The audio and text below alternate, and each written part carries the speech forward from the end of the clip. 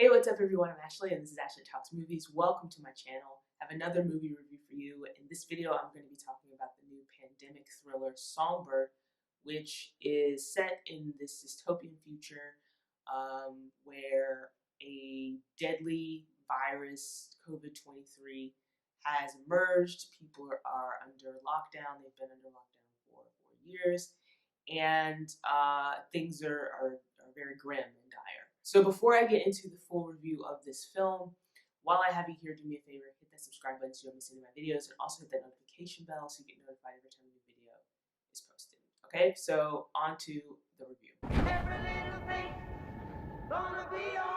Songbird is definitely using real life situation as a jumping off point for its story. It's a movie about a pandemic that was shot and released in the middle of an actual pandemic. So yeah, the story is set in Los Angeles. A deadly virus called COVID-23 has emerged.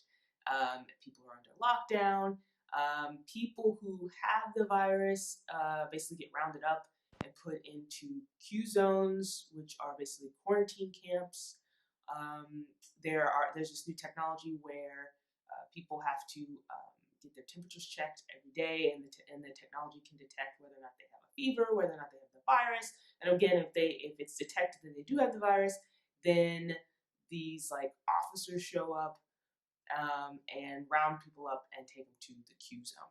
It's an interesting choice to definitely do a movie about a pandemic in the middle of an actual pandemic when people are sick and dying.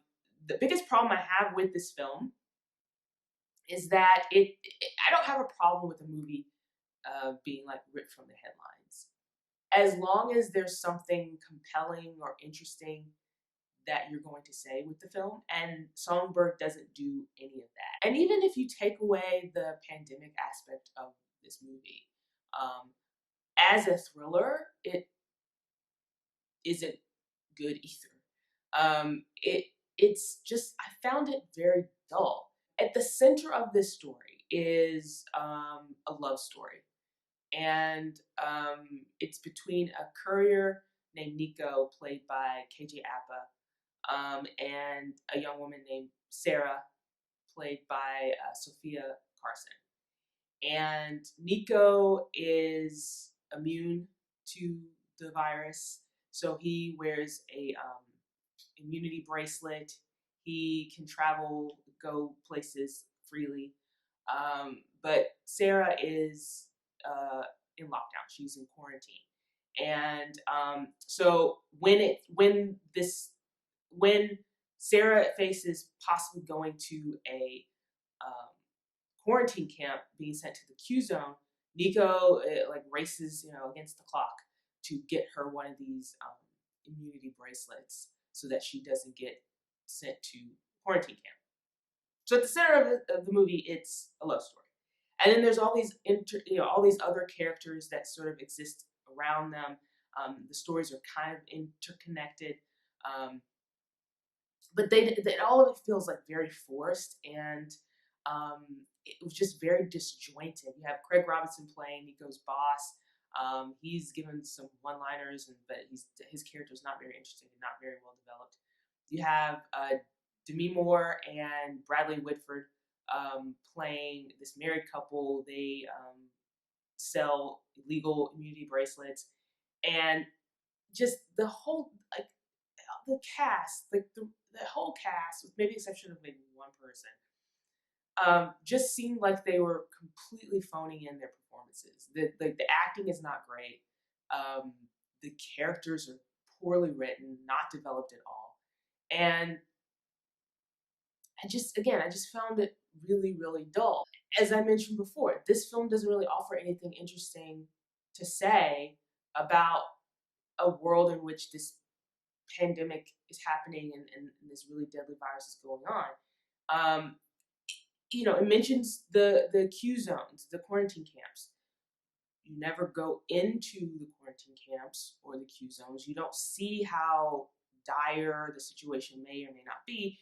it's referenced that it's bad in there, right? Because that's why Nico doesn't want Sarah to have to go to one, and that's why when she's faced with having to go to one, like everyone's terrified, nobody wants to go to accuse him. But you never see how bad the situation is. It's just kind of you get these like aerial shots of like the camps.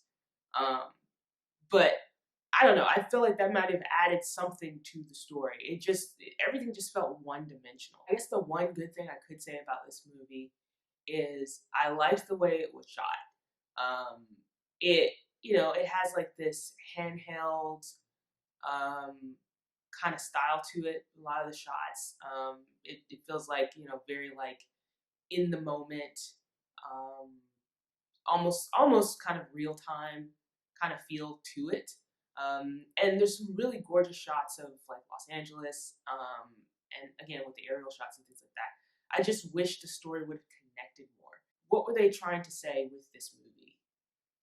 Because if you take out the pandemic part of it, you could have inserted any other sort of disaster or problem, and it would have been kind of the same film. So it's like, why did it need to be COVID-23, except for that the world is currently dealing with COVID-19?